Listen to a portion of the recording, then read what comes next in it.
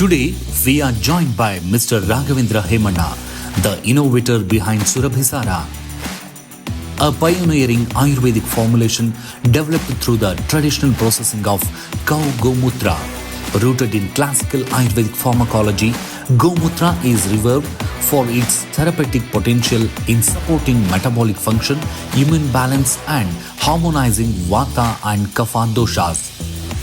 In this episode, we explore the science, tradition, and innovation behind this unique formulation. ಯಾವ್ಯಾವ ಕಾಯಿಲೆನ ಗೋಮೂತ್ರನ cure ಮಾಡಿದ್ರ? ಒಂದು varicose veins, PCOD, mouth ulcer, acidity ಅಂತೂ number 1 medicine ಆಗಿ ಕೆಲಸ ಮಾಡ್ತಾ ಇದೆ. ಗೋಮೂತ್ರ ಅಂತದ್ದು ಗೋವಿನ ತ್ಯಾಜ್ಯವನ್ನು ನಾವು ಬಳಸಬಹುದೇ ಅಂತ ಹೇಳುವಂತ ಒಂದು ಕ್ವಶನ್ ಮಾರ್ಕ್ ಅಲ್ಲಿ ಬರುತ್ತೆ. ಈ ಗೋಮೂತ್ರದ ಬೆನಿಫಿಟ್ಸ್ ಏನೇನು ಬರುತ್ತೆ? ಮೆಗ್ನೀಷಿಯಂ, ಮ್ಯಾಂಗ್ನೀಸ್, ಜಿಂಕ್, ಕ್ಯಾಲ್ಸಿಯಂ, ಹೀಗೆ ಹಲವಾರು ಅದಕ್ಕೆ ಬೇಕಂತ ಎಲ್ಲ ಅಂಶಗಳು ಗೋಮೂತ್ರದಲ್ಲಿದೆ. ನಮ್ಮ ದೇಶದಲ್ಲಿ ಇವತ್ತು ಹೆಚ್ಚು ಕಮ್ಮಿ 32 ದೇಶಿ ಹಸುಗಳು ಮಾತ್ರ ಸಂರಕ್ಷಣೆ ಆಗಿದೆ. ಒಂದೊಂದು ಗೋಮೂತ್ರದಲ್ಲಿ ಒಂದೊಂದು ರೀತಿ ಮೆಡಿಸಿನ್ ವ್ಯಾಲ್ಯೂ ಸಿಗುತ್ತೆ ನಿಮ್ಗೆ. ಸೊ ನೀವು ಯಾವ ತಳಿ ಗೋಮೂತ್ರನ ಯೂಸ್ ಮಾಡ್ತೀರಾ? ನಾವು ಮುಖ್ಯವಾಗಿ ಗೋಮೂತ್ರ ಯೂಸ್ ಮಾಡುವಂತದ್ದು ಮಠದ ಗೋಶಾಲೆಯಿಂದ. ಸೊ ಬೇರೆ ಎಲ್ಲಿಂದ ಇಲ್ಲ ತಕೊಂಡ್ ಬರೋದಿಲ್ಲ. ನಮ್ಮ ಮನೇಲಿ ಕೂಡ ಪುಂಗ್ನೂರ್ ತಳಿ ಕೂಡ ಇದೆ, ನಾನು ಕೂಡ ಸಾಕೊಂಡಿದ್ದೀನಿ. ಬಟ್ ಒಂದ್ ತಳಿದ್ ನಾವು ಯೂಸ್ ಮಾಡೋದಿಲ್ಲ. ಇದನ್ನ ಇಂಡಸ್ಟ್ರಿ ಶುರು ಮಾಡ್ಬೇಕಾದ್ರೆ ಚಾಲೆಂಜಸ್ ಏನ್ ಫೇಸ್ ಮಾಡಿದ್ರೆ ನೀವು? ಗೋಮೂತ್ರ ತೆಗೆದುಕೊಂಡು ಹೋಗ್ಲಿಕ್ಕೆ ಕಷ್ಟ, ಕುಡಿಲಿಕ್ಕೆ ಕಷ್ಟ. ಗೋಮೂತ್ರ ಮಾತ್ರ ಎಲ್ಲೋದು ಗೋಮೂತ್ರನ ಮೆಡಿಸಿನ್ ಬಳಸಲಿಕ್ಕೆ ಬರೋದಿಲ್ಲ. ಗೋಮೂತ್ರವನ್ನ ಬೆಳಿಗ್ಗೆ ಬ್ರಾಹ್ಮಿ ಮುಹೂರ್ತದಲ್ಲಿ ಶಾಸ್ತ್ರೀಯವಾಗಿ ಅದನ್ನ ನೇರವಾಗಿ ಹಿಡಿಬೇಕು, ಭೂಮಿಗೆ ಬೀಳಕ್ ಬಿಡೋದಿಲ್ಲ. ಎಲ್ಲದನ್ನು ಒಟ್ಟಿಗೆ ಕಲೆಕ್ಟ್ ಮಾಡಿಬಿಟ್ಟು ಅದನ್ನ ಮೆಡಿಸಿನ್ ಮಾಡ್ತೀವಿ. ಮತ್ತೆ ಎಲ್ಲಾ ಗೋಮೂತ್ರವನ್ನು ಕಲೆಕ್ಟ್ ಮಾಡ್ಲಿಕ್ಕೆ ಬರೋದಿಲ್ಲ. ಅಂದ ತಕ್ಷಣ ನಿಮ್ಗೆ ಗೋಮೂತ್ರವನ್ನ ಮುಟ್ಟುವಂತ ಯಾವುದೇ ವೈರಸ್ಗಳು ಈ ಪ್ರಪಂಚದಲ್ಲಿ ಇಲ್ಲ. ಸರ್ ನಮಸ್ತೆ, ಗುಡ್ ಆಫ್ಟರ್ನೂನ್, ಹೇಗಿದ್ದೀರಿ? ನಮಸ್ತೆ, ಚೆನ್ನಾಗಿದ್ದೀನಿ. ಹಾ sir, being a engineer, so you are more inclined towards the Ayurveda industry. So ಹೇಗೆ ಸರ್ ನಿಮ್ಮ ಜರ್ನಿ ಹೇಗಿತ್ತು? ಸೊ ಆಸ್ ಅ ಇಂಜಿನಿಯರ್ ನೀವು ಸುರಭಿ ಫಾರ್ಮಾಸ್ಯೂಟಿಕಲ್ಸ್ ಅಂತ ಒಂದು ಆಯುರ್ವೇದ ಕಂಪ್ನಿ ಶುರು ಮಾಡಿದ್ರ. So it's mainly based on the Ayurveda ingredients, Ayurveda products and cow products. So ನಿಮ್ಮ journey ಹೆಂಗೆ ಸರ್, ಹೇಗಿತ್ತು, ಹೇಗೆ ಶುರು ಆಯಿತು? ನಿಮ್ಗೆ ಏನು ಇನ್ಸ್ಪೈರ್ ಮಾಡ್ತು ಇಂಜಿನಿಯರ್ ಆಗಿ ನೀವು ಆಯುರ್ವೇದ ಇಂಡಸ್ಟ್ರಿ ಫೋಕಸ್ ಮಾಡಿ ಅದ್ರ ಇನ್ಕ್ಲೈನ್ ಆಗೋದಕ್ಕೆ ಏನು ಕಾರಣ ಏನು ಸರ್? ನಾನು ಇಂಜಿನಿಯರ್ ಆದರೂ ಸಹ ನನ್ನ ಈ ಉದ್ಯಮದಲ್ಲಿ ನನ್ನ ಸಾಧಾರಣ ಒಂದು 25 ವರ್ಷಗಳ ಅನುಭವ ಇದೆ. ಬೇರೆ ಬೇರೆ ಉದ್ಯಮಗಳನ್ನು ನಡೆಸ್ಕೊಂಡು ಬಂದವರು, ಹಾಗೆ ಅನೇಕ ಹೊಸ ಸಂಶೋಧನೆಗಳನ್ನು ಮಾಡಿಕೊಂಡು ಸುಮಾರು 2023ನೇ ಇಸ್ವಿಯಿಂದ ನಮಗೆ ಈ ಸುರಭಿ ಫಾರ್ಮಾಸ್ಯೂಟಿಕಲ್ಸ್ ಪ್ರಾರಂಭ ಆಯಿತು. ಇದಕ್ಕೆ ಸ್ವಲ್ಪ ಹಿನ್ನೆಲೆ ಇದೆ. ಹೌದು, 2019ರಲ್ಲಿ ನಾವು ಸುರಭಿ ಸಾರವನ್ನ ಮಾರ್ಕೆಟ್ಗೆ ನೀಡಿದ್ವಿ. ಬಟ್ ಅದು ಫುಡ್ ಇಂಡಸ್ಟ್ರೀಸ್ ಅಂಡರ್ ಇತ್ತು ಆಕ್ಚುಲಿ. ಅದು ಅವಾಗ ಅದನ್ನೊಂದು ಫುಡ್ ಸಪ್ಲಿಮೆಂಟ್ ಅಂತ ಕೊಡ್ತಾ ಇದ್ವಿ. ಆಮೇಲೆ ಇದನ್ನ ನಾವು ಆಯುರ್ವೇದಿಕ್ ಮೆಡಿಸಿನ್ ಆಗಿ ಕನ್ವರ್ಟ್ ಮಾಡಿದ್ದು 2023ನೇ ಇಸ್ವಿಯಲ್ಲಿ. ಈ 2019ರಿಂದ ನಾವು ಇದನ್ನ ಉತ್ಪಾದನೆಗೆ ತಗೊಂಡಿದ್ರು ಸಹ ಇದಕ್ಕೆ ಹಿನ್ನೆಲೆ ಏನಂತ ತಾವು ಕೇಳಿದ್ರಿ. ಇದಕ್ಕೆ ಮುಖ್ಯವಾದ ಹಿನ್ನೆಲೆ ಇರುವಂತಹದ್ದು ರಾಮಚಂದ್ರಪುರ ಮಠದ ಗೋಶಾಲೆಗಳು, ಜಗದ್ಗುರುಗಳು ಪರಮ ಪೂಜ್ಯ ಶ್ರೀ ರಾಘವೇಶ್ವರ ಮಹಾಸ್ವಾಮಿಗಳು, ಇವರು ಇದಕ್ಕೆ ಮುಖ್ಯ ಪ್ರೇರಕರು. ಶ್ರೀ ರಾಮಚಂದ್ರಪುರ ಮಠದ ಅಡಿಯಲ್ಲಿ ಸುಮಾರು 14 ಗೋಶಾಲೆಗಳಿವೆ. ಸುಮಾರು ಒಂದು 20 ವರ್ಷದ ಹಿಂದೆ ಅವರು ಗವ್ಯೋತ್ಪನ್ನಗಳನ್ನ ಪ್ರಾರಂಭ ಮಾಡಿದರು. ಬೇರೆ ಬೇರೆ ಗವ್ಯೋತ್ಪನ್ನಗಳನ್ನ ಗೋಗಂಗಾ ಅನ್ನೋ ಹೇಳುವಂಥ ಒಂದು ಬ್ರ್ಯಾಂಡಿನಲ್ಲಿ ಅವರು ಪ್ರಾರಂಭ ಮಾಡ್ತಾರೆ. ಮಠದ ಗೋಶಾಲೆಯಿಂದ ಗೋಮೂತ್ರವನ್ನ, ಗೋಮಯವನ್ನ ಎಲ್ಲ ಉಪಯೋಗಿಸ್ಕೊಂಡು ಮನುಕುಲಕ್ಕೆ ಅನುಕೂಲವಾಗುವ ರೀತಿಯಲ್ಲಿ ಅನೇಕ ಸಂಶೋಧನೆಗಳನ್ನು ಮಾಡಿಕೊಂಡು ತುಂಬಾ ಮೆಡಿಸಿನ್ಗಳನ್ನು ಮಾರ್ಕೆಟಿಗೆ ಕೊಡ್ತಾ ಇದ್ರು. ವಿಶೇಷವಾಗಿ ಗೋ ಅರ್ಕ ಅಂತ ಹೇಳುವಂತ ಒಂದು ಉತ್ಪನ್ನವನ್ನು ಅವರು ಮಾರ್ಕೆಟಿಗೆ ಕೊಟ್ಟಿದ್ರು ಆ ಟೈಮಲ್ಲಿ. ಏನು ಸರ್ ಗೋ ಅರ್ಕ ಅಂದ್ರೆ? ಗೋ ಅರ್ಕ ಅಂದ್ರೆ ಗೋಮೂತ್ರವನ್ನ ಬಟ್ಟಿ ಇಳಿಸೋದು, ಅಂದ್ರೆ ಡಿಸ್ಟಿಲೇಷನ್ ಪ್ರೊಸೆಸ್. ಆ ಮೂಲಕ ಜನರಿಗೆ ಒಂದು ಕ್ಲಿಯರ್ ಸೊಲ್ಯೂಷನ್ಸ್. ಗೋಮೂತ್ರದ ವಾಸನೆ ಬರುತ್ತೆ, ಆದ್ರೆ ಕ್ಲಿಯರ್ ಲಿಕ್ವಿಡ್ ಇರುತ್ತೆ, ಜನಕ್ಕೆ ಅದನ್ನ ಕುಡಿಲಿಕ್ಕೆ ಅನುಕೂಲ ಆಗ್ತಾ ಇತ್ತು. ಅದರಿಂದ ಆಗುವಂತ ಒಂದು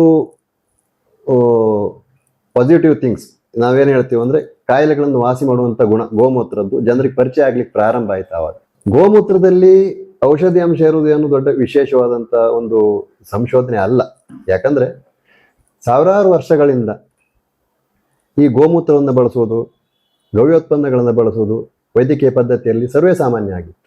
ಸುಶ್ರುತ, ವಾಗ್ಭಟ ಮುಂತಾದ ಅನೇಕ ಪುರಾತನ ಕಾಲದ ವೈದ್ಯರುಗಳು ಅದನ್ನ ತಮ್ಮ ಗ್ರಂಥಗಳಲ್ಲಿ ಉಲ್ಲೇಖ ಮಾಡಿದ್ದಾರೆ. ಅಷ್ಟು ಪ್ರಮಾಣದ ಔಷಧಿ ಅಂಶ ಗೋಮೂತ್ರದಲ್ಲಿ ಇರ್ತದೆ ಅಂತ ಹೇಳುವಂಥ ವಿಚಾರ. ಇದನ್ನ ಗಮನದಲ್ಲಿಟ್ಟುಕೊಂಡು ಪರಮಪೂಜ್ಯ ಶ್ರೀಗಳು ಗೋಶಾಲೆಗಳನ್ನು ನಡೆಸುತ್ತಾ ಗೋ ಸಂರಕ್ಷಣೆ ಬಗ್ಗೆ ಅನೇಕ ಕಾರ್ಯಕ್ರಮಗಳನ್ನು ಕೈಗೊಂಡು ಇದನ್ನು ಮಾಡ್ಕೊಂಡು ಬರ್ತಾ ಇದ್ರು. ಆದರೆ ಗೋವರ್ಕವನ್ನು ತೆಗೆದುಕೊಂಡು ಹೋಗೋದು ಕಷ್ಟ, ಕ್ಯಾರಿ ಮಾಡುವಂಥದ್ದು, ಕುಡಿಯೋದು ಸ್ವಲ್ಪ ಕಷ್ಟ. ಯಾಕಂದ್ರೆ ಸ್ವಲ್ಪ ವಾಸನೆ ಬರ್ತದೆ, ಸ್ಮೆಲ್ ಬರ್ತದೆ, ಓಕೆ. ಪಂಜೆಂಟ್ ಸ್ಮೆಲ್ ಅಂತ ಹೇಳ್ತೀವಿ. ಆ ಪಂಜೆಂಟ್ ಸ್ಮೆಲ್ ಇರುತ್ತೆ, ಕನ್ಸ್ಯೂಮ್ ಮಾಡೋದು ಕಷ್ಟಕರವಾದಂಥ ಕೆಲಸ ಆಗಿತ್ತು. ಗುರುಗಳಿಗೆ ಕೂಡ ಇಂಥ ಒಂದು ಗೋಮೂತ್ರವನ್ನ ಪೌಡರ್ ಫಾರ್ಮ್ ಮಾಡಿಬಿಟ್ಟು ಒಂದು ಕ್ಯಾಪ್ಸೂಲ್ ಮಾಡಿ ಜನಕ್ಕೆ ಕೊಟ್ಟರೆ ತುಂಬ ಅನುಕೂಲಕರವಾದ ವಾತಾವರಣ ಬರಬಹುದು. ಇನ್ನೂ ಜಾಸ್ತಿ ಪ್ರಮಾಣದಲ್ಲಿ ಈ ಗೋಮೂತ್ರ ಅಂತ ಹೇಳುವಂಥದ್ದು ಕನ್ಸ್ಯೂಮ್ ಆಗ್ಬೋದು. ಇದರಿಂದ ಮನುಕುಲಕ್ಕೆ ಒಳ್ಳೆ ಅನುಕೂಲ ಆಗ್ಬೋದು ಅಂತ ಹೇಳುವಂಥ ಒಂದು ವಿಷನ್ ಇತ್ತು. ಸೊ ಹಾಗಾಗಿ ನೀವು ಹೇಳ್ತೀರಾ ವಿಷನ್ ಆಫ್ ರಾಮಚಂದ್ರಾಪುರ ಮಠ ಅಂತ. ಅದಕ್ಕಾಗಿ ನಮ್ಮ ಏನು ಸುರಭಿಸಾರ ಇದೆ ಅದರಲ್ಲಿ ಎ ವಿಷನ್ ಆಫ್ ಶ್ರೀ ಸಂಸ್ಥಾನ ಶ್ರೀ ರಾಮಚಂದ್ರಪುರ ಮಠ ಅಂತ ಹೇಳುವಂಥ ಒಂದು ಟ್ಯಾಗ್ ಲೈನ್ ಇದೆ. ಇದರ ವಿಷನ್ ಇರುವಂಥದ್ದು ಶ್ರೀಗಳದ್ದು. ಇದನ್ನು ಮಾಡಲಿಕ್ಕೆ ಪ್ರಯತ್ನ ಪಟ್ಟವನು ನಾನು. ಗುರುಗಳ ಅನುಗ್ರಹ, ಗೋಮಾತೆ ಅನುಗ್ರಹ, ಪ್ರಯತ್ನ ಪಟ್ಟಾಗ ಪ್ರಯತ್ನಕ್ಕೆ ನಾವು ಫಲ ಸಿಕ್ತು. ಇದೊಂದು ಒಳ್ಳೆಯ ಔಷಧ ಆಯಿತು. ಪೌಡರ್ ಫಾರ್ಮಲ್ಲಿ ಗೋಮೂತ್ರವನ್ನು ಬದಲಾಯಿಸಲಿಕ್ಕೆ, ಉತ್ತಮ ಗುಣಮಟ್ಟದಲ್ಲಿ ಬದಲಾಯಿಸಲಿಕ್ಕೆ ನಾನು ಶಕ್ತನಾದೆ. ಅದನ್ನು ಆಮೇಲೆ ಕ್ಯಾಪ್ಸೂಲ್ಗೆ ತುಂಬಿ, ವೆಜಿಟೇರಿಯನ್ ಕ್ಯಾಪ್ಸೂಲ್ಗೆ ಅದನ್ನು ತುಂಬಿಟ್ಟು ನಾವು ಈಗ ಅದನ್ನು ಸುರಭಿಸಾರ ಎನ್ನುವ ಹೆಸರಲ್ಲಿ ಅದನ್ನ ಮಾರ್ಕೆಟಿಂಗಲ್ಲಿ ನೀಡ್ತಾ ಇದ್ವಿ. ಸೊ ಮೇನ್ಲಿ ಈ ಗೋಮೂತ್ರದ ಬೆನಿಫಿಟ್ಸ್ ಏನೇನು ಬರುತ್ತೆ? ಈಗ ಸಾಮಾನ್ಯ ಜನಕ್ಕೆ ಹೇಳ್ಬೇಕಂತಂದ್ರೆ ಕೆಲವು ತುಂಬಾ ನೋಷನ್ ಇದೆ. ಗೋಮೂತ್ರ ಅಂತಂದ್ರೆ ಸೊ ಕವ್ ಯೂರಿನ್ ಏನಂತ ನಾವು ಇಂಗ್ಲೀಷಲ್ಲಿ ಅನುವಾದ ಮಾಡ್ತೀವಿ. ಸೊ ಅದನ್ನ ಕುಡಿಬೇಕು, ಕುಡಿಬಾರ್ದು, ಯಾವ ಪ್ರಮಾಣದಲ್ಲಿ ತಗೋಬೇಕು, ಆಮೇಲೆ ಪ್ರತಿಯೊಂದು ಹೋಮ ಹವನದಲ್ಲಿ ನಾವು ಗೋಮೂತ್ರ ಸಾರ್ವಸಾಮಾನ್ಯ ಯೂಸ್ ಮಾಡ್ತೀವಿ. ಈ ಪುಣ್ಯ ಹಾಕೆಲ್ಲ ಅದನ್ನು ಬೆಳೆಸ್ತೀವಿ. ಸೊ ಅದನ್ನು ಸೈಂಟಿಫಿಕ್ ಆಗಿ ನೀವು ಆಯುರ್ವೇದ ಕಾನ್ಸೆಪ್ಟ್ ಮುಖಾಂತರ ತಗೊಂಡು ಬಂದು ಸೊ ಜನಗಳಿಗೆ ಅದು ನೀಡ್ತಿದ್ದೀರಾ. ಸೊ ಅದರಿಂದ ಆಗುವಂತ ಬೆನಿಫಿಟ್ಸ್ ಏನು ಜನಗಳಿಗೆ? ಅಂಡ್ ನೀವು ನಿಮ್ಮ ಎಕ್ಸ್ಪೀರಿಯನ್ಸ್ ಪ್ರಕಾರ ಯಾವ ಕಾಯಿಲೆನ ಆ ಗೋಮೂತ್ರದಿಂದ ಕ್ಯೂರ್ ಮಾಡಿದಿರಾ? ಅದು really it is effective or not? ಖಂಡಿತ. ಗೋಮೂತ್ರ ಅಂತ ಹೇಳುವಂತ ಒಂದು ಇದರ ವಸ್ತುವಿನ ಬಗ್ಗೆ ಜನರಿಗೆ ಇನ್ನೂ ಕೂಡ ಸಂಪೂರ್ಣ ನಂಬಿಕೆ ಬರಲಿಲ್ಲ ಅಂತ ಹೇಳುವಂಥದ್ದು ಪರಮ ಸತ್ಯ. ಯಾಕಂದ್ರೆ ಗೋಮೂತ್ರ ಅಂತದ್ದು ಗೋವಿನ ತ್ಯಾಜ್ಯ. ತ್ಯಾಜ್ಯವನ್ನು ನಾವು ಬಳಸಬಹುದೇ ಅಂತ ಹೇಳುವಂತ ಒಂದು ಕ್ವಶನ್ ಮಾರ್ಕ್ ಅಲ್ಲಿ ಬರುತ್ತೆ. ಹೌದು. ಬಟ್ ವೈಜ್ಞಾನಿಕ ನಾವು ಹೇಳಬೇಕು ಅಂದ್ರೆ ನಿಮಗೆ ಗೋಮೂತ್ರದಲ್ಲಿ ಏನೇನು ಕಂಟೆಂಟ್ಸ್ ಇರುತ್ತೆ ನೋಡಿ, ಮೆಗ್ನೀಷಿಯಂ, ಮ್ಯಾಂಗ್ನೀಸ್, ಜಿಂಕ್, ಕ್ಯಾಲ್ಸಿಯಂ, ಹೀಗೆ ಹಲವಾರು ಕಂಟೆಂಟ್ಸ್, ಮಿನರಲ್ಸ್ ಇರ್ಬೋದು, ಎನ್ಸೈಮ್ಸ್ ಇರ್ಬೋದು, ಅಂತಹ ಪ್ರಮಾಣದಲ್ಲಿ ಏನು ಸಿಗತ್ತೆ ಆ ಎಲ್ಲಾ ಕಂಟೆಂಟ್ಸ್ ನಮ್ಮ ದೇಹದಲ್ಲಿ ಕೂಡ ಇರುತ್ತೆ. ಹೌದು. ನಮ್ಮ ಇಡೀ ಶರೀರ ಯಾವ್ಯಾವ ಅಂಶಗಳಿಂದ ಒಂದು ರಚನೆ ಆಗಿದೆ, ಅದಕ್ಕೆ ಬೇಕಂತ ಎಲ್ಲ ಅಂಶಗಳು ಗೋಮೂತ್ರದಲ್ಲಿದೆ. ಅದು ಪ್ರೂವನ್ ಆಲ್ರೆಡಿ. ಅದು ಪ್ರೂವನ್. ಒಬ್ಬ ವ್ಯಕ್ತಿ ಗೋಮೂತ್ರವನ್ನು ತೆಗೆದುಕೊಂಡು ಹೋಗಿ ಅದನ್ನ ನೀವು ಲ್ಯಾಬ್ ಅಲ್ಲಿ ಸೈಂಟಿಫಿಕ್ ಟೆಸ್ಟ್ ಮಾಡಿದವಾಗ ನಿಮ್ಗೆ ಅದರಲ್ಲಿರುವಂತಹ ಒಂದು ಮೆಡಿಸಿನ್ ವ್ಯಾಲ್ಯೂ ಅಥವಾ ಕಂಟೆಂಟ್ಸ್, ಮಿನರಲ್ಸ್ ಇರ್ಬೋದು, ಎನ್ಸೈಮ್ಸ್ ಇರ್ಬೋದು, ಯಾವುದೇ ಒಂದು ಕಂಟೆಂಟ್ಸ್, ಇವೆಲ್ಲ ಮೆಡಿಸಿನ್ಸ್. ಹೌದು. ಆ ಕಂಟೆಂಟ್ಸ್ಗಳು ಅದರಲ್ಲಿರುವಂತದ್ದು ಸತ್ಯ. ಖಂಡಿತ. ಒಂದು ಔಷಧ ಮಾಡುವಾಗ ಸೋರ್ಸ್ ಯಾವುದೇ ಆಗಿರ್ಲಿ ಅದನ್ನ ನಾವು ತಗೊಂಡು ಅದ್ರ ಸೋರ್ಸಿನ ಬಗ್ಗೆ ನಾವು ಚಿಂತನೆ ಮಾಡ್ತಾ ಕೂರಬಾರ್ದು. ಗೋಲ್ಡ್ ಭೂಮಿಯಲ್ಲಿ ಸಿಕ್ತಂದ್ ಮಾತ್ರಕ್ಕೆ ಅದು ಮಣ್ಣಲ್ಲ. ಹೌದು ಅಲ್ವಾ? ಹೌದು. ಭೂಮಿಯಿಂದ ಮಣ್ಣಿಂದ ನಾವು ಚಿನ್ನ ತೆಗಿತೇವೆ. ಹಾಗೆ ಗೋಮೂತ್ರದಲ್ಲಿರುವಂತ ಔಷಧಾಂಶಗಳನ್ನು ನಾವು ಕಡೆಗಣನೆ ಮಾಡಬಾರ್ದು. ಅದನ್ನ ನಮ್ಮ ಏನು ಇವತ್ತಿನ ಒಂದು ಮನುಕುಲಕ್ಕೆ ಉಪಯೋಗ ಆಗೋ ರೀತಿಯಲ್ಲಿ ಔಷಧವನ್ನು ನಾವು ಅಬ್ಸಾರ್ಬ್ ಮಾಡಬೇಕು. ನೀವು ಅದನ್ನು ಡೀಪ್ ಆಗಿ ಸ್ಟಡಿ ಮಾಡ್ತಾ ಹೋದಾಗ ನಿಮ್ಗೆ ಸಂಶೋಧನೆ ಮಾಡಿದ್ರೆ ಎಷ್ಟೆಷ್ಟು ಮಟ್ಟದಲ್ಲಿ ನಿಮ್ಗೆ ಮೆಡಿಸಿನ್ ವ್ಯಾಲ್ಯೂ ಇದೆ ಅಂತ ಹೇಳುವಂಥದ್ದು ನಿಮ್ಗೆ ಗೊತ್ತಾಗ್ತಾ ಹೋಗ್ತದೆ. ಆ ಮಟ್ಟದಲ್ಲಿ ಅದು ಆಗಬೇಕು. ಇದ್ರ ಬಗ್ಗೆ ವಿಜ್ಞಾನಿಗಳು, ಸರ್ಕಾರ ಕೂಡ ಗಮನ ಹರಿಸ್ಬೇಕಂತ ಹೇಳ್ತೀನಿ ಈ ಸಂದರ್ಭದಲ್ಲಿ ನಾನು. ಯಾಕಂದ್ರೆ ಅದರಲ್ಲಷ್ಟು ಮೆಡಿಸಿನ್ ವ್ಯಾಲ್ಯೂ ಇರುತ್ತೆ. ನ್ಯಾಚುರಲ್ ಆಗಿ ಸಿಕ್ಕುವಂಥದ್ದು, ಯಾವುದೇ ಅಡ್ಡ ಪರಿಣಾಮ ಇಲ್ಲದೆ ಸಿಕ್ಕುವಂತ ಔಷಧಿಯ ವ್ಯಾಲ್ಯೂ ಇರುತ್ತೆ ಅಲ್ವಾ ಅದು. ಹೌದಾ? ಎಲ್ಲ ಮತ್ತೆ ಗೋಮೂತ್ರ ಅಂತ ಹೇಳುವಂತ ನಿಮ್ಗೆ ಆಕ್ಚುಲಿ ಎಲ್ಲ ಕಡೆನೂ ಪ್ರೂವ್ ಆಗಿದೆ. ಈಗ ಒಂದೊಂದು ಗೋವಲ್ಲಿ ಒಂದೊಂದು ರೀತಿ ಮೆಡಿಸಿನ್ ವ್ಯಾಲ್ಯೂ ಸಿಗುತ್ತೆ. ನಿಮ್ಗೆ ಗೀರ್ ತಗೊಂಡ್ರೆ ಗೀರ್ ತಳಿಯಲ್ಲಿ ಗೋಲ್ಡ್ ಆಸಿಡ್ ಇದೆ ಅಂತ ಕೂಡ ಪ್ರೂವ್ ಆಗಿದೆ. ಹೌದಾ? ನಮ್ಮ ದೇಶದಲ್ಲಿ ಇವತ್ತು ಹೆಚ್ಚು ಕಮ್ಮಿ 32 ತಳಿ ಗೋವುಗಳು ದೇಶಿ ಹಸುಗಳು ಮಾತ್ರ ಸಂರಕ್ಷಣೆ ಆಗಿದೆ.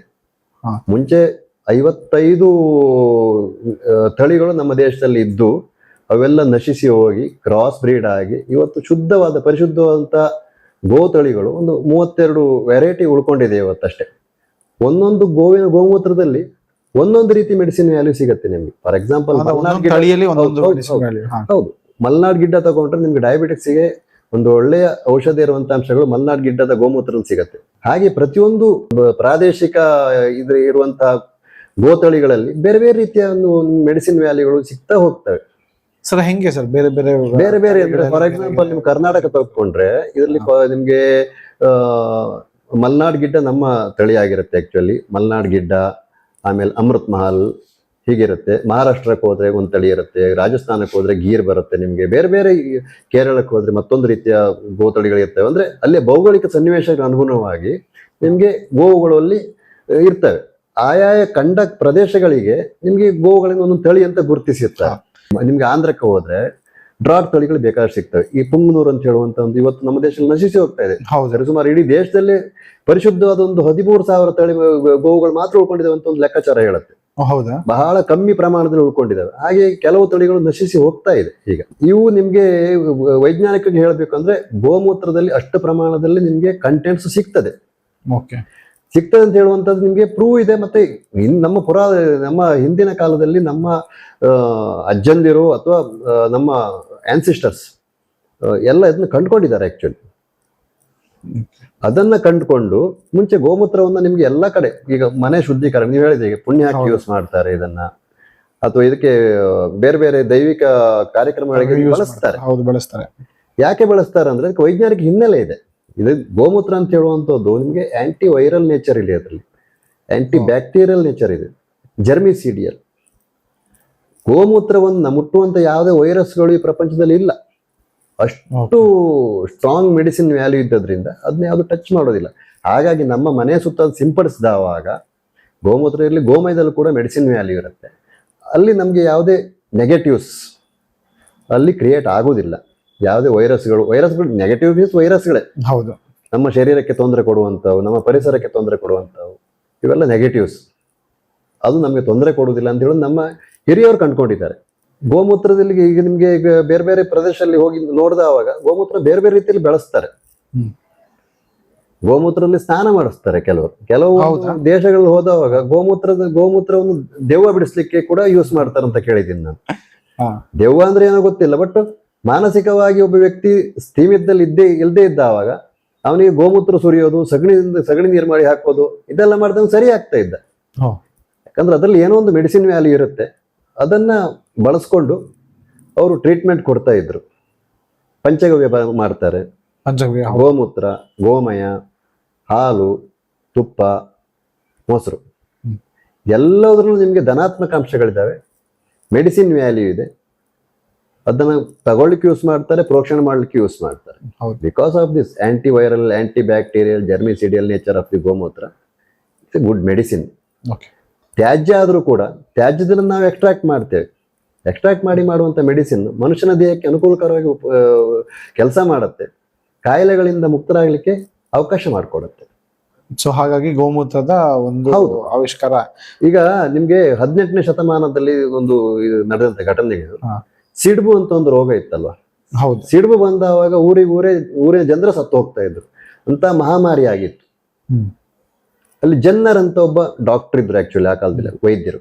ಅವರು ಸಿಡ್ಬು ರೋಗಕ್ಕೆ ಒಂದು ವಿಷಯವನ್ನು ಅವರು ಅಬ್ಸರ್ವ್ ಮಾಡ್ತಾರೆ. ಏನ್ ಕೇಳಿದ್ರೆ, ಎಲ್ಲಿ ಗೋವನ್ನ ಸಾಕಿದ್ದಾರೆ, ಎಲ್ಲಿ ಗೋ ಸಂರಕ್ಷಣೆ ನಡೀತಾ ಇದೆ, ಗೋ ಶಾಲೆಗಳಿದ್ದಾವೆ, ಅಲ್ಲಿ ಕೆಲಸ ಮಾಡುವಂತ ಜನಗಳಿಗೆ, ಮಹಿಳೆಯರು ಇರ್ಬೋದು, ಮಕ್ಕಳು ಇರ್ಬೋದು, ಅವರಿಗೆ ಸಿಡ್ಬು ರೋಗ ಬರ್ತಿರ್ಲಿಲ್ಲ.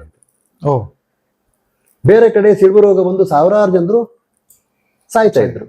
ಇದನ್ನ ಗಮನಿಸಿದಂತಹ ಜನರ್ ಅಂತ ಹೇಳುವಂತ ವೈದ್ಯರು ಏನ್ ಮಾಡ್ತಾರಂದ್ರೆ, ಎಲ್ಲಿ ಗೋಶಾಲೆ ಇದೆ ಅಲ್ಲಿ ಇರುವಂತ ಕೆಲಸಗಾರರಿಗೆ ಅಥವಾ ಅವ್ರ ಮಕ್ಕಳಿಗೆ, ಅವರಿಗೆ ಮೈಯಲ್ಲಿ ಗುಳ್ಳೆಗಳಾಗ್ತವೆ, ಆಗುದಿಲ್ಲ ಅಂತಲ್ಲ.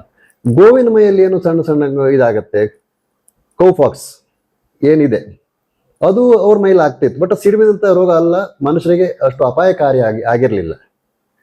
ಅವ್ರೇನ್ ಮಾಡ್ತಾರೆ, ಕೌಫಾಕ್ಸ್ ಅಲ್ಲಿ ಏನು ವೈರಸ್ ಸಿಗತ್ತೆ ಅದನ್ನ ತೆಗೆದು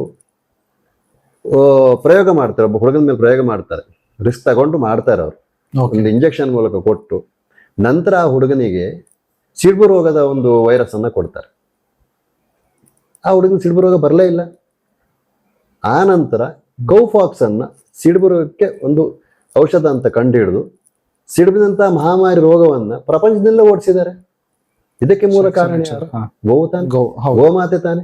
ಹೌದು ಹೌದು, ನಾವು ಗೋವನ್ನ ಮಾತೆ ಅಂತ ಹೇಳುವಂತದ್ದು ದೇವ್ರು ಅಂತ ಹೇಳೋದ್ರಲ್ಲಿ ಎರಡು ಮಾತಿಲ್ಲ, ಪೂಜಿಸಿದ್ರಲ್ಲಿ ತಪ್ಪಿಲ್ಲ ತಾನೆ. ಖಂಡಿತ ಖಂಡಿತ. ಇಷ್ಟೊಂದು ಅಮೃತ ಸಮಾನವಾದಂತ ಔಷಧಗಳನ್ನ ಗೋವು ತನ್ನ ಒಡಲಲ್ಲಿಟ್ಟುಕೊಂಡು ಅದನ್ನ ಮನುಷ್ಯನಿಗೆ ಅಮೃತ ರೂಪದಲ್ಲಿ ನೀಡ್ತಾ ಇದೆ ಇವತ್ತು. ನಮ್ಮಲ್ಲಿರುವಂತ ಒಂದು ಏನು ಪೂರ್ವಾಗ್ರಹವನ್ನು ಬಿಟ್ಟು ನಾವು ಅದರಲ್ಲಿರುವಂಥ ಧನಾತ್ಮಕ ಅಂಶಗಳನ್ನ ನಮ್ಮ ಜೀವನಕ್ಕೆ ಅಳವಡಿಸ್ಕೊಂಡ್ರೆ ಆರೋಗ್ಯವಂತ ಸಮಾಜ ನಮ್ಮಂದು ನಿರ್ಮಾಣ ಮಾಡ್ಲಿಕ್ಕೆ ಸಾಧ್ಯ ಅಲ್ವಾ? ಖಂಡಿತ ಸರ್, ಖಂಡಿತ. So what is your early challenges? ನೀವು ಇದನ್ನ ಇಂಡಸ್ಟ್ರಿ ಶುರು ಮಾಡ್ಬೇಕಾದ್ರೆ ಸೊ ನಿಮ್ಗೆ ಏನ್ ಚಾಲೆಂಜಸ್ ಏನ್ ಫೇಸ್ ಮಾಡಿದ್ರಿ ನೀವು? ಸೊ ಸದ್ಯದಕ್ಕೆ now you are almost 7 years company ಅಂತ ಹೇಳ್ಬೋದು. ಸೊ ಈ 7 ವರ್ಷದ ಹಿಂದೆ ಸೊ ಏನ್ ಚಾಲೆಂಜಸ್ ನೀವು ಫೇಸ್ ಮಾಡಿದ್ರಿ ಕಂಪ್ನಿ ಶುರು ಮಾಡೋಕ್ಕೆ ಮುಂಚೆ? ಆಮೇಲೆ ಈ ಗೋಮೂತ್ರದ ಕ್ಯಾಪ್ಸೂಲ್ಸ್ ಮಾಡಿ so you are treating the patients. So ಏನ್ ಚಾಲೆಂಜಸ್ ನೀವು ಫೇಸ್ ಮಾಡಿದ್ರಿ ಅವಾಗ? ಈ ಗೋಮೂತ್ರದ ಕ್ಯಾಪ್ಸೂಲ್ ನಾವು ಮಾಡಲಿಕ್ಕೆ ಪ್ರೇರಣೆ ರಾಘವೇಶ್ವರ ಶ್ರೀಗಳು. ಅವರ ಒಂದು ಅನುಗ್ರಹದಿಂದ ಅದು ಅನಾಯಾಸವಾಗಿ ನನ್ನ ಕೈಯಲ್ಲಿ ನಿರ್ಮಾಣ ಆಯಿತು. ಅಂದ್ರೆ ಕಾನ್ಸೆಪ್ಟ್ ಏನಿತ್ತು ಅಂದ್ರೆ ಆ ಕಾಲದಲ್ಲಿ ಕಾನ್ಸೆಪ್ಟ್ ಏನಿತ್ತು ಅಂದ್ರೆ ಗೋಮೂತ್ರವನ್ನು ತೆಗೆದುಕೊಂಡು ಹೋಗ್ಲಿಕ್ಕೆ ಕಷ್ಟ, ಕುಡಿಲಿಕ್ಕೆ ಕಷ್ಟ. ಇದನ್ನ ಪೌಡರ್ ಮಾಡಿ ಕ್ಯಾಪ್ಸೂಲ್ ಮಾಡಿದ್ರೆ ಈಸಿಯಾಗಿ ಇದನ್ನ ಕನ್ಸ್ಯೂಮ್ ಮಾಡ್ಬೋದು, ಒಂದು ಪ್ರದೇಶದಿಂದ ಪ್ರದೇಶ ತೆಗೆದುಕೊಂಡು ಹೋಗ್ಬೋದು. ಇಂಥದ್ದೆಲ್ಲ ಒಂದು ಕಾನ್ಸೆಪ್ಟ್ ಇಟ್ಕೊಂಡು ಮಾತ್ರ ನಾವು ಸುರಭಿ ಸಾರವನ್ನ ಮಾಡಿದ್ದೇವೆ. ಗೋಮೂತ್ರದ ಇಷ್ಟೊಂದು ಮೆಡಿಸಿನ್ ವ್ಯಾಲ್ಯೂ, ಇಷ್ಟೊಂದು ಎಫೆಕ್ಟಿವ್ ಆಗಿ ರೋಗಿಗಳಿಗೆ ಪರಿಣಾಮಕಾರಿ ಕೆಲಸ ಮಾಡುತ್ತೆ, ಇಷ್ಟೊಂದು ಕಾಯಿಲೆಗಳನ್ನ ವಾಸಿ ಮಾಡ್ಬೋದು ಅಂತ ಹೇಳುವಂತ ಅಂಶ ನಮಗೂ ಕೂಡ ಕ್ಯಾಪ್ಸೂಲ್ ಮಾಡುವಾಗ ಗೊತ್ತಿರಲಿಲ್ಲ.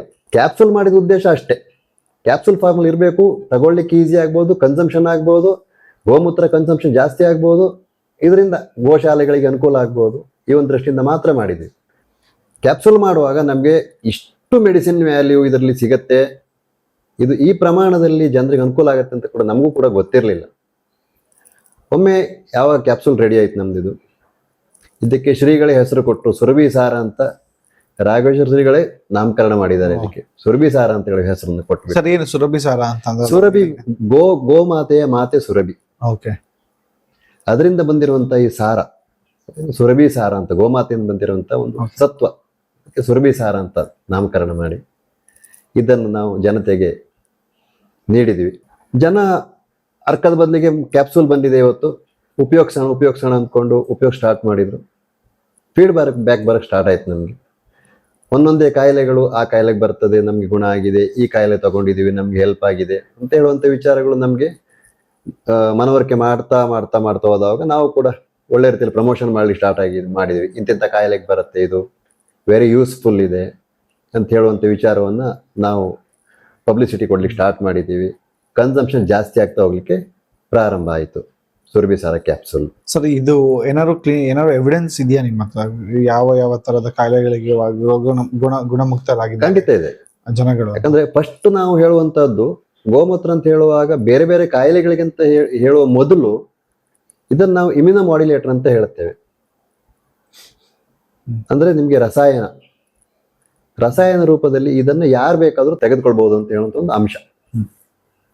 ಮಕ್ಕಳಿಂದ ಹಿಡಿದು ವಯಸ್ಸಾದವರು ಯಾರು ಬೇಕಾದ್ರೂ ಈ ಕ್ಯಾಪ್ಸೂಲವನ್ನು ವಿದೌಟ್ ಪ್ರಿಸ್ಕ್ರಿಪ್ಷನ್ ತಗೋಬಹುದು.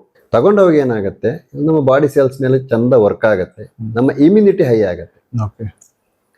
ಇಮ್ಯುನಿಟಿ ಹೈ ಆಗ್ತಿದ್ದಾಗೆ ಮನುಷ್ಯನಿಗೆ ಕಾಯಿಲೆಗಳು ತಾನಾಗಿ ದೂರ ಆಗ್ತವೆ. ಮತ್ತೆ ಇದರಲ್ಲಿ ತುಂಬಾ ಎನರ್ಜಿ ಲೆವೆಲ್ ಹೈ ಇದೆ. ಕ್ಯಾಪ್ಸೂಲ್ ಅಲ್ಲಿ ನಾವು ಇದನ್ನ ಲ್ಯಾಬ್ ಟೆಸ್ಟ್ ಮಾಡಿದವಾಗ ಇದ್ರಲ್ಲಿ ನಮಗೆ ಮಾಲಿಕ್ ಆಸಿಡ್ ಕಂಟೆಂಟ್ಸ್ ಜಾಸ್ತಿ ಸಿಕ್ಕತ್ತೆ. Capsule around 25% of the medicine value malic acid ಇರುತ್ತೆ. ಇದು ತಗೊಂಡವಾಗ ಎನರ್ಜೆಟಿಕ್ ಆಗಿರ್ತಾರೆ, ಎಷ್ಟೇ ಕೆಲಸ ಮಾಡಿದ್ರು ಸುಸ್ತಾಗೋದಿಲ್ಲ, ಆರಾಮಾಗಿರ್ತಾರೆ, ಚಂದ ನಿದ್ದೆ ಮಾಡ್ತಾರೆ, ಸ್ಟ್ರೆಸ್ ಫ್ರೀ ಆಗ್ತಾರೆ. ಎಲ್ಲ ಅಂಶಗಳು ನಮಗೆ ಗಮನಕ್ಕೆ ಬರ್ಲಿಕ್ಕೆ ಸ್ಟಾರ್ಟ್ ಆಯ್ತು. ಆಮೇಲೆ ನಾವು ಇದನ್ನ ಬೇರೆ ಬೇರೆ ಕಾಯಿಲೆಗಳಿಗೆ ಬರ್ತದಂತ ನಮಗೆ ಫೀಡ್ಬ್ಯಾಕ್ ಬಂದಾವಾಗ ನಾವು ಇದನ್ನ ಕ್ಲಿನಿಕಲ್ ಟ್ರಯಲ್ ತಗೊಂಡ್ಬಿಟ್ಟು ಒಂದಿಷ್ಟು ಕಾಯಿಲೆಗಳಿಗೆ ಇದು ಬರ್ತದೆ ಅಂತ ಹೇಳುವಂತ ವಿಚಾರವನ್ನ ಪ್ರೂವ್ ಮಾಡಿದೀವಿ. ಯಾವ್ಯಾವ ಕಾಯಿಲೆಗಳಿಗೆ ಸರ್ ಮೇಜರ್ ಆಗಿ ನಮಗೆ ಪಬ್ಲಿಕ್ ಇಂದ ಫೀಡ್ಬ್ಯಾಕ್ ಬಂದಿರುವಂತದ್ದು ಒಂದು varicose veins, PCOD, ulcer, mouth ulcer, acidity ಅಂತೂ ನಂಬರ್ 1 ಮೆಡಿಸಿನ್ ಆಗಿ ಕೆಲಸ ಮಾಡ್ತಾ ಇದೆ.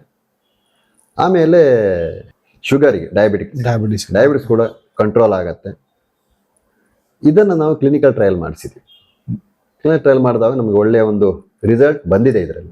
ಹೌದಾ ಸರ್? ಇವಾಗ ನೀವು ಹೇಳಿದ್ರಿ ಗೋ ತಳಿಗಳಲ್ಲಿ 55 ತಳಿ ಇದೆ. ಸೊ ಅದ್ರಲ್ಲಿ ನೀವು ಯಾವ ತಳಿನ ಗೋಮೂತ್ರನ ಯೂಸ್ ಮಾಡ್ತೀರಾ ನೀವು ಕ್ಯಾಪ್ಸೂಲ್ಸ್ ಮಾಡೋದಕ್ಕೆ? ನಾವು ಮುಖ್ಯವಾಗಿ ಗೋಮೂತ್ರ ಯೂಸ್ ಮಾಡುವಂತದ್ದು ರಾಮಚಂದ್ರಪುರ ಮಠದ ಗೋಶಾಲೆಯಿಂದ. ಸೊ ಬೇರೆ ಎಲ್ಲಿಂದ ನೀವು ಇಲ್ಲ ತಕೊಂಡ್ ಬರೋದಿಲ್ಲ. ನಮ್ಮ ಮನೇಲಿ ಕೂಡ ಪುಂಗ್ನೂರ್ ತಳಿ ಕೂಡ ಇದೆ, ನಾನು ಕೂಡ ಸಾಕೊಂಡಿದ್ದೀನಿ. ಬಟ್ ಒಂದ್ ತಳಿದ್ ನಾವು ಯೂಸ್ ಮಾಡೋದಿಲ್ಲ. ಅಲ್ಲಿ 32 ತಳಿ ಇವತ್ತು ಸಂರಕ್ಷಣೆ ಮಾಡಿದ್ದಾರೆ. ಇವತ್ತು ನಮ್ಮ ದೇಶದಲ್ಲಿ ಉಳ್ಕೊಂಡಿದ್ದು 32 ತಳಿ ಮಾತ್ರ, ದೇಶೀಯ ಹಸುಗಳು ಮಾತ್ರ ಉಳ್ಕೊಂಡಿದ್ದಾವೆ. ಆ 32 ತಳಿ ದೇಶೀಯ ಹಸು ಅಲ್ಲಿ ಇರುತ್ತೆ. ಅವ್ರು ಶಾಸ್ತ್ರೀಯವಾಗಿ ಬೆಳಿಗ್ಗೆ 4:15ಗೆ ಎದ್ದು ಗೋಮೂತ್ರವನ್ನು ಹಿಡಿಬೇಕಾಗತ್ತೆ. ಗೋಮೂತ್ರ ಮಾತ್ರಕ್ಕೆ ಹರಿಯುವ ಇದು ಎಲ್ಲೋದು ಗೋಮೂತ್ರನ ಮೆಡಿಸಿನ್ ಬಳಸ್ಲಿಕ್ಕೆ ಬರೋದಿಲ್ಲ. ಅದೊಂದು ಪ್ರಾಕ್ಟೀಸ್. ಯಾವುದೇ ಒಂದು ಗೋಮೂತ್ರ ಮೆಡಿಸಿನ್ ಬಳಸಲಿಕ್ಕೆ ಬರಲ್ಲ. ಇಲ್ಲ. ಗೋಮೂತ್ರವನ್ನ ಬೆಳಿಗ್ಗೆ ಶಾಸ್ತ್ರೀಯವಾಗಿ ಬ್ರಾಹ್ಮಿ ಮುಹೂರ್ತದಲ್ಲಿ ಶಾಸ್ತ್ರೀಯವಾಗಿ ಅದನ್ನ ಕಲೆಕ್ಟ್ ಮಾಡ್ಬೇಕು. ಅಂದ್ರೆ ಗೋವಿಂದ ನೇರವಾಗಿ ಹಿಡಿಬೇಕು, ಭೂಮಿಗೆ ಬೀಳಕ್ ಬಿಡೋದಿಲ್ಲ ಅದನ್ನ. ಅಂತ ಗೋಮೂತ್ರ ಮಾತ್ರ ನಿಮ್ಗೆ ಮೆಡಿಸಿನ್ ಯೂಸ್ ಮಾಡಕ್ ಬರುತ್ತೆ. 32 ತಳಿ ಗೋಮೂತ್ರ ಈ ಸುರಭಿ ಸಾರದಲ್ಲಿ ಇರುತ್ತೆ. 32 ತಳಿದು ಅಂದ್ರೆ ಎಲ್ಲದನ್ನು ಒಟ್ಟಿಗೆ ಬಳಸ್ತೀವಿ ನಾವು, ಸಪರೇಟ್ ಆಗಿ ಬಳಸೋದಿಲ್ಲ. ಈಗ ಮಲ್ನಾಡ್ ಗಿಟ್ಟದ ಗೋಮೂತ್ರ ಬೇರೆ, ಕಾಂಕ್ರೇಜ್ ಇದು ಬೇರೆ, ಇವನ್ನೆಲ್ಲ ಆ ರೀತಿ ಬೇರೆ ಬೇರೆ ತಳಿಗಳದಂತ ಬೈಪರ್ಕೇಟ್ ಮಾಡಿ ನಾವು ಅದನ್ನ ಯೂಸ್ ಮಾಡೋದಿಲ್ಲ. ಎಲ್ಲದನ್ನು ಒಟ್ಟಿಗೆ ಕಲೆಕ್ಟ್ ಮಾಡಿಬಿಟ್ಟು ಅದನ್ನ ಮೆಡಿಸಿನ್ ಮಾಡ್ತೀವಿ. ಸೊ ಎಷ್ಟು ಗೋಮೂತ್ರ ಕಲೆಕ್ಟ್ ಮಾಡ್ತೀರಾ ದಿನಕ್ಕೆ ನೀವು ಅಂದಾಜು? ಒಂದು 200-250 ಲೀಟರ್ ಒಂದಿನಕ್ಕೆ ಗೋಮೂತ್ರ ಸಿಗ್ತದೆ ರಾಮಚಂದ್ರಪುರ ಮಠದ ಒಂದು ಗೋಶಾಲೆಯಲ್ಲಿ. ಒಂದು ಗೋಶಾಲೆ ಒಂದು ಗೋಶಾಲೆ ಮಾತ್ರ. ಮತ್ತೆ ಎಲ್ಲಾ ಗೋಮೂತ್ರವನ್ನು ಕಲೆಕ್ಟ್ ಮಾಡ್ಲಿಕ್ಕೆ ಬರೋದಿಲ್ಲ. ಗೋ ಅಂದ ತಕ್ಷಣ ನಿಮ್ಗೆ ಹೆಣ್ಣು ಫೀಮೇಲ್ ಮಾತ್ರ ನೀವು ಮೆಡಿಸಿನ್ ಯೂಸ್ ಮಾಡಕ್ ಬರೋದು. ತುಂಬಾ ಚಿಕ್ಕ ಕರುಗಳದ್ದು ಯೂಸ್ ಮಾಡೋದಿಲ್ಲ. ಕಾಯಿಲೆ ಇರುವಂತಹ ಗೋಗಳದ್ದು ಯೂಸ್ ಮಾಡೋದಿಲ್ಲ. ಆ ರೀತಿಯಲ್ಲಿ ಗೋಮೂತ್ರ ಕಲೆಕ್ಟ್ ಮಾಡ್ಲಿಕ್ಕೆ ಕೂಡ ಸಾಕಷ್ಟು ಅನುಭವ ಬೇಕು, ಮತ್ತೆ ನಾಲೆಜ್ ಬೇಕು. ಸೊ ನಿಮ್ಮ ಒಂದು ಟೀಮ್ ಇದೆ ಅಲ್ಲಿ? ಹೌದು, ರಾಮಚಂದ್ರಪುರ ಗೋಶಾಲೆ ISO ಸರ್ಟಿಫೈಡ್. ಅಂತ ಗೋಶಾಲೆಯಿಂದ ಮಾತ್ರ ನಾವು ಗೋಮೂತ್ರವನ್ನು ಕಲೆಕ್ಟ್ ಮಾಡ್ಕೊಂಡು ಯೂಸ್ ಮಾಡ್ತೀವಿ. ಗೋವುಗಳಿಗೆ ಯಾವುದೇ ಕಾಯಿಲೆಗಳು ಇರಬಾರ್ದು. ಈಗಾಗಲೇ ತುಂಬಾ ವಿಚಾರಗಳು ನಾವು ಡಿಸ್ಕಸ್ ಮಾಡಿದ್ದೀವಿ. ಹೌದು, ಗೋಮೂತ್ರದ ಬಗ್ಗೆ ಯೋಚನೆ ಮಾಡಿದ್ವಿ. ಗೋಮೂತ್ರ ಕುಡಿಯುವುದು ಸೇಫ್ ಅಂತ ಕೂಡ ನೀವು ಕೇಳಿದಿರಿ. ಹೌದು, ಗೋಮೂತ್ರವನ್ನ ನೇರವಾಗಿ ಕುಡಿಯೋದಕ್ಕೆ ನಾನು ಕೂಡ ಸಜೆಸ್ಟ್ ಮಾಡೋದಿಲ್ಲ. ಗೋಮೂತ್ರದಲ್ಲಿ ಏನಾದ್ರು ವೈರಲ್ ಕಂಟೆಂಟ್ಸ್ ಇರಬಹುದು. ಎಷ್ಟೋ ಜನ ಅದು ಕ್ಲೈಮ್ ಮಾಡ್ತಾರೆ, ಅದುಂಟು ಇದುಂಟು ಆಗುಂಟು ಈಗುಂಟು ಅಂತ ಹೇಳುವಂಥದ್ದು. ಗೊತ್ತಿಲ್ಲದೇನೆ ನಾವು ಗೋಮೂತ್ರವನ್ನು ನೇರವಾಗಿ ಕುಡಿಬಾರ್ದು ಅಂತ ಹೇಳ್ತೀನಿ. ನನ್ನ ಏನು ಕಸ್ಟಮರ್ಸ್ ಇರ್ಬೋದು, ಜನಸಾಮಾನ್ಯರು ಇರ್ಬೋದು, ಒಂದು ಗೋಮೂತ್ರದ ಮೆಡಿಸಿನ್ ಬಂದಿದೆ, ಅದು ತಗೊಳ್ಳೋ ಬದಲು ನಾವು ನಮ್ಮಲ್ಲಿ ಗೋವಿದೆ, ನಾವು ನೇರವಾಗಿ ಇಟ್ಕೊಂಡು ಕುಡಿತೀವಿ, ಅದನ್ನ ನಾನು ಸಜೆಸ್ಟ್ ಮಾಡೋದಿಲ್ಲ ಕುಡಿಲಿಕ್ಕೆ. ಒಂದನೇದಾಗಿ. ಇನ್ನು ಎರಡನೇ ಪಾಯಿಂಟ್ ಏನು ಅಂದ್ರೆ, ಗೋವರ್ಕ ನೀವು ಕೇಳಿದ್ರಿ ಪ್ರೊಸೆಸ್ ಏನು ಅಂತ, ಬಟ್ಟಿ ಇಳಿಸೋದು ಅಂತ ಹೇಳಿ. ಅಲ್ಲಿ ಕೂಡ ಒಂದು ಸಣ್ಣ ಡ್ರಾಬ್ಯಾಕ್ ಇದೆ. ಈಗ ಮಾರ್ಕೆಟ್ ಅಲ್ಲಿ ನಾವು ಗೋಮೂತ್ರ ಕುಡಿತೀವಿ ಜನ ಹೇಳ್ತಾರೆ. ಈಗ ಬೇರೆ ಬೇರೆ ಕಂಪನಿ ಬಂದಿದೆ. ಈಗ 10 ವರ್ಷದಿಂದ ರಾಮಚಂದ್ರಪುರ ಮಠ ಶ್ರೀಗಳ ಒಂದು ವಿಷನ್ ಇಂದ ಗೋವರ್ಕ ಮಾರ್ಕೆಟಿಗೆ ಬಂತು. ಆನಂತರ ದೇಶದಾದ್ಯಂತ ಎಲ್ಲರೂ ಗೋವರ್ಕ ಮಾಡ್ಲಿಕ್ಕೆ ಪ್ರಾರಂಭ ಮಾಡಿದ್ರು. ಗೋವರ್ಕದಲ್ಲಿ ಬೇರೆ ಬೇರೆ ಕಂಟೆಂಟ್ ಹಾಕಿದ್ರಲ್ಲಿ ಬೇರೆ ಬೇರೆ ಮೆಡಿಸಿನ್ಸ್ ಕೂಡ ಜನ ಕೊಡ್ತಾರೆ. ಬೇರೆ ಬೇರೆ ಹರ್ಬಲ್ ಪೌಡರ್ ಹಾಕ್ಬಿಟ್ಟು ತುಳಸಿ ಅರ್ಕ, ಪಾರಿಜಾತ ಅರ್ಕ ಹೀಗೆಲ್ಲ ಕೊಡ್ತಾ ಬರ್ತಾರೆ. ಈ ರೀತಿ ಕೂಡ ಕೊಡ್ತಾ ಇದ್ರು. ಡ್ರಾಬ್ಯಾಕ್ಸ್ ಎಂತದ್ದು ಕೇಳಿದ್ರೆ, ನೀವು ಗೋಮೂತ್ರವನ್ನ ಪ್ರೊಸೆಸ್ ಮಾಡಿದವಾಗ, ಡಿಸ್ಟಿಲೇಷನ್ ಮಾಡ್ಬಿಟ್ಟು ಪ್ರೊಸೆಸ್ ಮಾಡಿದವಾಗ ಪೂರ್ತಿ ಪ್ರಮಾಣದ ಮೆಡಿಸಿನ್ ವ್ಯಾಲ್ಯೂ ಏನಿದೆ, ಗೋಮೂತ್ರ ಹೋಲ್ಸಮ್ ನಾನು ಹೇಳ್ತಾ ಇರುವಂಥದ್ದು, ಹೋಲ್ಸಮ್ ವ್ಯಾಲ್ಯೂ ಆಫ್ ದಿ ಗೋಮೂತ್ರ ಮೆಡಿಸಿನ್, ಅದು ನಿಮ್ಗೆ ಗೋ ಅರ್ಕದಲ್ಲಿ ಬರೋದಿಲ್ಲ. ಒಂದಿಷ್ಟು ಅದರಲ್ಲಿ ಸೆಡಿಮೆಂಟ್ ಕೆಳಗಡೆ ಉಳ್ಕೊಳ್ಳುತ್ತೆ, ಕ್ಷಾರ ರೂಪದಲ್ಲಿ ಉಳ್ಕೊಳ್ಳುತ್ತೆ. ಹೌದಾ? ಒಂದಿಷ್ಟು ಎವಾಪರೇಟ್ ಆಗ್ಬಿಟ್ಟು ಮೆಡಿಸಿನ್ ಆಗಿ ಗೋ ಅರ್ಕ ಆಗಿ ಹೊರಗೆ ಬರುತ್ತೆ. ಒಬ್ಬ ವ್ಯಕ್ತಿಗೆ ಪೂರ್ತಿ ಪ್ರಮಾಣದ ಒಂದು ಗೋಮೂತ್ರದ ಬೆನಿಫಿಟ್ ಸಿಗ್ಬೇಕಿದ್ರೆ, ಅಂದ್ರೆ ಅದರಲ್ಲಿರುವಂತ ಎಲ್ಲಾ ಮೆಡಿಸಿನ್ ವ್ಯಾಲ್ಯೂ ಸಿಗ್ಬೇಕು ಅಂತೇಳಿ ಆದ್ರೆ ಅವ್ರೇನ್ ಮಾಡ್ಬೇಕು ಅಂದ್ರೆ, ಗೋ ಅರ್ಕ ಕುಡಿಯೋದ್ರ ಜೊತೆಗೆ ಆ ಪ್ರೊಸೆಸ್ ಅಲ್ಲಿ ಏನು ಕ್ಷಾರ ಸಿಕ್ಕಿರುತ್ತೆ, ಕಪ್ಪು ಘನವಟಿ ಅಂತ ಹೇಳ್ತಾರೆ, ಅದು ಉಂಡೆ ಮಾಡಿದ ಘನವಟಿ ಅಂತ ಹೇಳ್ತಾರೆ, ಅದನ್ನು ಕೂಡ ತಗೊಳ್ಬೇಕು. ಅದೆರಡು ತಗೊಂಡ್ರೆ ಮಾತ್ರ ಗೋಮೂತ್ರದ 100% ಬೆನಿಫಿಟ್ ಸಿಗತ್ತೆ. ಈಗೇನಾಗಿದೆ, ಎಲ್ಲರೂ ನಾವು ಅರ್ಕ ಕುಡಿತೀವಿ, ಗೋಮೂತ್ರ ಕುಡಿತೀವಿ ಅಂತ ಹೋಗ್ತಾರೆ. ಅಂದ್ರೆ ಗೋ ಅರ್ಕದಿಂದ ನಾನು ಅದ್ರ ಬಗ್ಗೆ ಏನು ಮಾಡ್ತಾ ಇಲ್ಲ, ನೆಗೆಟಿವ್ ಆಗಿ ನಾನು ಮಾತಾಡ್ತಾ ಇಲ್ಲ. ಗೋ ಅರ್ಕ ಕೂಡ ಮೆಡಿಸಿನ್ನೇ. ಗೋಮೂತ್ರದ ಪೂರ್ತಿ ಪ್ರಮಾಣದ ಮೆಡಿಸಿನ್ ಬಗ್ಗೆ ಮಾತಾಡ್ತಾ ಇದ್ದೀನಿ. ಪೂರ್ತಿ ಪ್ರಮಾಣದ ಮೆಡಿಸಿನ್ ನಮ್ಮ ದೇಹಕ್ಕೆ ಸಿಗ್ಬೇಕಿದ್ರೆ ನಾವು ಎರಡನ್ನೂ ತಗೊಳ್ಬೇಕು. ಅಂದ್ರೆ ಪೂರ್ತಿ ಬೆನಿಫಿಟ್ ಸಿಗ್ಬೇಕು. ಪೂರ್ತಿ ಬೆನಿಫಿಟ್ ಸಿಗ್ಬೇಕಿದ್ರೆ ಸುರಭಿ ಸಾರ ತಗೊಂಡಾಗ ನಿಮ್ಗೆ ಗೋಮೂತ್ರದ ಪೂರ್ತಿ ಬೆನಿಫಿಟ್ ಸಿಗತ್ತೆ. ನಮ್ಮ ಪ್ರೊಸೆಸ್ ಅಲ್ಲಿ ನಾವು ಗೋಮೂತ್ರವನ್ನ ಹೋಲ್ಸಮ್ ಅನ್ನ ಅಬ್ಸಾರ್ಬ್ ಮಾಡಿಬಿಟ್ಟು ಸುರಭಿ ಸಾರ ಕಂಟೆಂಟ್ಸ್ ಅಲ್ಲಿ ಇಟ್ಟಿರ್ತೀವಿ ಅದನ್ನು. ಇದರಲ್ಲಿ ಯಾವ್ದು ಸ್ಪ್ಲಿಟ್ ಇಲ್ಲ. ಗೋಮೂತ್ರದ ಔಷಧಿ ಅಂಶ ಸ್ಪ್ಲಿಟ್ ಆಗೋದಿಲ್ಲ. ಮ್ಯಾಕ್ಸಿಮಮ್ ಗೋಮೂತ್ರದ ಮೆಡಿಸಿನ್ ವ್ಯಾಲ್ಯೂ ಸುರಭಿ ಸಾರದಲ್ಲಿ ಬಂದಿರುತ್ತೆ. ಆ ಕಾರಣಕ್ಕಾಗಿ ಸುರಭಿ ಸಾರವನ್ನ ನೀವು ಯಾವುದೇ ಸಮಸ್ಯೆಗಳಿಗೆ ಬಳಸಿದ್ರು ಕೂಡ ಎಫೆಕ್ಟಿವ್ ಆಗಿ ಕೆಲಸ ಆಗುತ್ತೆ. ಯಾವುದೇ ಕಾಯಿಲೆಯನ್ನು ಗುಣಪಡಿಸ್ಲಿಕ್ಕೆ ಸುರಭಿ ಸಾರ ನಿಮ್ಗೆ ಹೆಲ್ಪ್ ಮಾಡುತ್ತೆ. ಸರ್, ಏನ್ ಪ್ರೊಸೆಸ್, ಮ್ಯಾನುಫ್ಯಾಕ್ಚರಿಂಗ್ ಪ್ರೊಸೆಸ್ ಏನು? ಗೋಮೂತ್ರ ಡ್ರೈ ಆಗುತ್ತೆ. ಹೆಂಗ್ ಪ್ರೊಸೆಸ್ ಮಾಡ್ತಾರೆ? ಸುರಭಿ ಸಾರ ಗೋಮೂತ್ರದ ಜೊತೆಗೆ ನಾವು ತವಕ್ಷೀರ ಅಂತ ಅದನ್ನ ಯೂಸ್ ಮಾಡ್ತೀವಿ. ಇಲ್ಲಿ ಏನಾಗತ್ತೆ, ಗೋಮೂತ್ರದೊಂದು ಡ್ರಾಬ್ಯಾಕ್ ಇದೆ, ಮೇಜರ್ ಡ್ರಾಬ್ಯಾಕ್. ಅದು ಮನುಷ್ಯನ ಶರೀರ ಸದೃಢವಾಗಿರ್ಬೇಕಿದ್ರೆ ದೇಹದಲ್ಲಿ ವಾತ ಪಿತ್ತ ಕಫ 3 ಬ್ಯಾಲೆನ್ಸ್ ಇರಬೇಕು. ಹಾ. ಗೋಮೂತ್ರ ಏನ್ ಮಾಡುತ್ತೆ ಅಂತ ಹೇಳಿದ್ರೆ ನೇಚರು ವಾತ ಮತ್ತೆ ಕಫವನ್ನ ಬ್ಯಾಲೆನ್ಸ್ ಮಾಡುತ್ತೆ, ಪಿತ್ತವನ್ನ ಪ್ರಮೋಟ್ ಮಾಡುತ್ತೆ, ಓಕೆ, ಎಸಿಡಿಟಿಯನ್ನ ಇನ್ಕ್ರೀಸ್ ಮಾಡಿ ದೇಹದ ಉಷ್ಣತೆಯನ್ನು ಜಾಸ್ತಿ ಮಾಡುತ್ತೆ. ಇದು ನಮ್ಗೆ ನೆಗೆಟಿವ್. ನೀವು ಕೇಳಿದ್ರಾಗ ಹೌದು ನೀವು ಏನೇನ್ ಚಾಲೆಂಜ್ ಫೇಸ್ ಮಾಡಿದ್ದೀರಿ ಅಂತ. ಹೌದು, ಚಾಲೆಂಜ್ ಅಲ್ಲೇ ಇರುವಂತದ್ದು.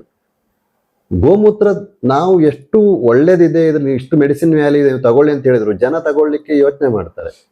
ಅರ್ಕ ಕುಡಿದ್ರು ದಿನ ಕುಡಿಯೋದಿಲ್ಲ ಜನಗಳ ಅರ್ಥ, ವಾರಕ್ಕೊಂದ್ಸರಿ 2 ಸರಿ ಕುಡಿತಾರೆ.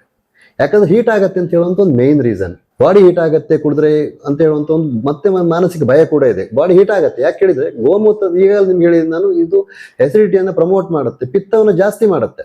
ಹೌದು, ಅದನ್ನ ನೀವು ಕ್ಲಿನಿಕಲ್ ಟ್ರಯಲ್ಸ್ ಮಾಡಿದೀನಿ ಅಂತ.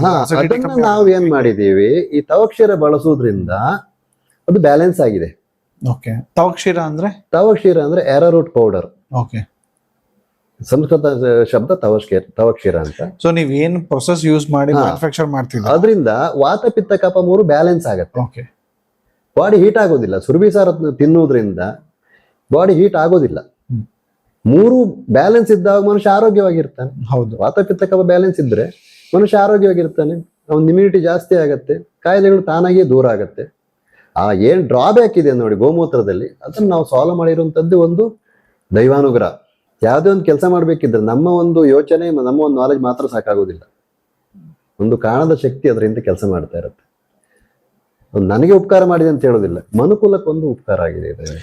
ಸರ್ ನಾವು ಅವಾಗ್ಲಿಂದ ಮಾತಾಡ್ತಿದ್ವಿ ಗೋಮೂತ್ರದ ಬಗ್ಗೆ, ಗೋಗಳ ಸಂರಕ್ಷಣೆ ಬಗ್ಗೆ. ಸೊ ನಿಮ್ಮ ಒಂದು ಕೊಡುಗೆ ಏನು ಗೋ ಸಂರಕ್ಷಣೆ ಬಗ್ಗೆ? ಮುಖ್ಯವಾಗಿ ಹೇಳ್ಬೇಕು ಅಂದ್ರೆ ಈ ಒಂದು ಸಂಶೋಧನೆ ಒಂದು ದೊಡ್ಡ ಕೊಡುಗೆ. ಸುರಭಿಸಾರ ಸಂಶೋಧನೆ ಮಾಡಿ ಏನ್ ನಾವು ಇವತ್ತು ಜನರಿಗೆ ಕೊಡ್ತಾ ಇದ್ದೇವೆ, ಜನರಿಗೆ ವರದಾನ ಆಗಿದೆ.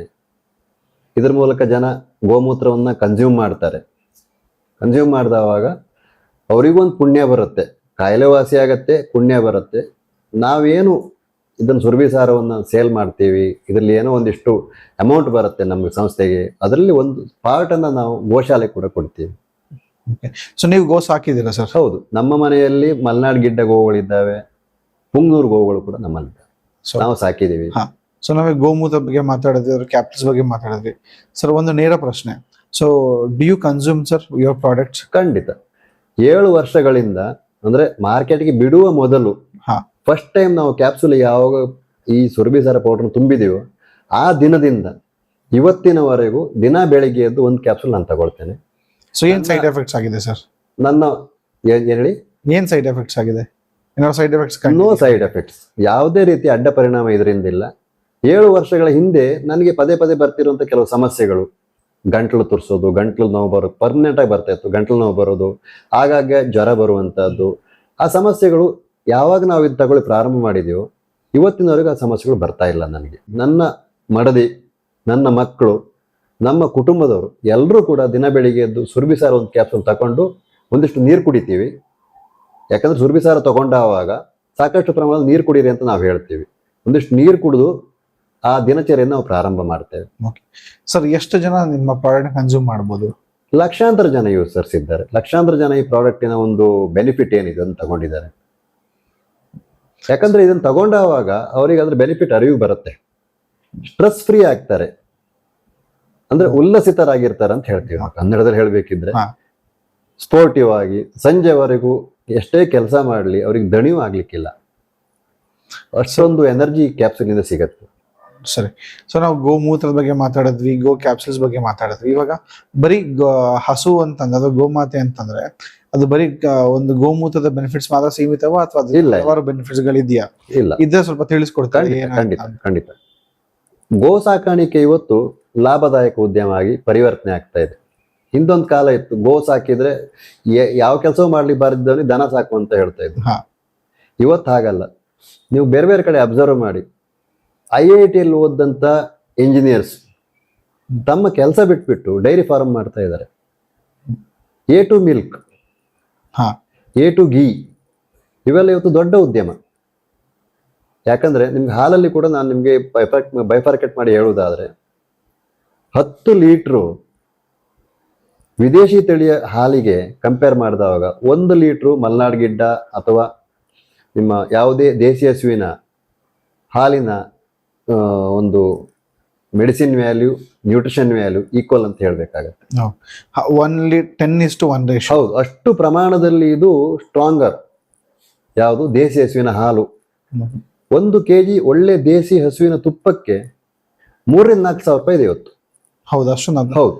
ಗೀರ್ ಹಸುವಿನ ತುಪ್ಪ 3,500 ಮಾರೋರು ಇದ್ದಾರೆ, 4,000 ಮಾರೋರು ಇದ್ದಾರೆ. ದೇಸಿ ಹಸುವಿನ ಯಾವುದೇ ತುಪ್ಪಕ್ಕೆ ಇವತ್ತು 2,500-3,000 ಕಮ್ಮಿ ನಿಮ್ಗೆ ಸಿಕ್ಕೋದಿಲ್ಲ. ಸೊ ಅದು ವಿತೌಟ್ ಅಡಲ್ಟ್ರೇಷನ್, ಪ್ಯೂರ್ ದೇಸಿ ಹಸುವಿನ ತುಪ್ಪ. ಮತ್ತೆ ಅದರಲ್ಲಿರುವಂತ ಮೆಡಿಸಿನ್ ಅಂತ ಹೇಳುವಂತದ್ದು ನಿಮ್ಗೆ ಅದನ್ನ ಕೌಂಟ್ಲೆಸ್, ಅದು ನಿಮ್ಗೆ ಎಷ್ಟು ಪ್ರಮಾಣ ಮೆಡಿಸಿನ್ ನಮ್ಗೆ ಕೂಡ ಕ್ಯಾಲ್ಕುಲೇಷನ್ ಮಾಡ್ಲಿಕ್ಕೆ ಬರೋದು. ಅಷ್ಟು ಪರಿಶುದ್ಧವಾಗಿ, ಅಷ್ಟು ಪವರ್ಫುಲ್ ಆಗಿರುತ್ತೆ ದೇಸಿ ಹಸುವಿನ ತುಪ್ಪ. ಸೊ ಈಗ ನಾವು ಕನ್ಸ್ಯೂಮ್ ಮಾಡುವಂತಹ ಗೀಗಳಿದೆಯಲ್ಲ, ಅದೆಲ್ಲ 800-1,000 ರೂಪಾಯಿ ಕೆಜಿ ಬರುತ್ತೆ. ಅದು ಯಾವ್ದು ಸರ್? ಅದು ಈಗ ಹೈನುಗಾರಿಕೆ ಅಂತ ಹೇಳುವಂತದ್ದು ನಿಮ್ಗೆ A1 A2 ಅಂತ ಆಗೋಗ್ಬಿಟ್ಟಿದೆ. ಇದು ನಿಮ್ಗೆ ವಿದೇಶಿ ಹಸುಗಳು, ಹಾಲಿಗಾಗಿಯೇ ಸಾಕುವಂತ ಹಸುಗಳು ಇವೆಲ್ಲ. ಏನ್ ಮಾಡ್ತಾರೆ, ಫೀಡ್ ಕೊಡುವಾಗ ಫೀಡಿಗೆ ಯೂರಿಯಾ ಕೂಡ ಹಾಕಿರ್ತಾರೆ, ಮಿಲ್ಕ್ ಪ್ರೊಡಕ್ಷನ್ ಜಾಸ್ತಿ ಆಗತ್ತೆ. ಅದು ನಿಮ್ಗೆ ಆಕ್ಚುಲಿ ಬಕೆಟ್ ಗಟ್ಟಲೆ ಹಾಲು ಕೊಡುತ್ತೆ.